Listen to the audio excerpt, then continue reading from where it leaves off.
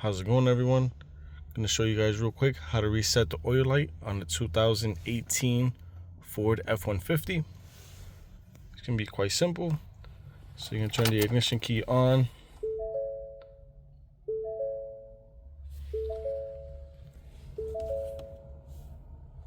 So you're going to be using the keys on this display right here, and go down to settings. Then you're going to go down to advanced settings. You'll be clicking on vehicle, pressing OK, and then go to oil light reset. Again, press OK, and then you'll be holding down the OK button to reset the light. You'll see that blue bar go up and it'll reset. Of course, if you're doing this for a customer, always scroll back to the home page, go back to the display. I hope this helps. If it does, like, subscribe. Have a good one.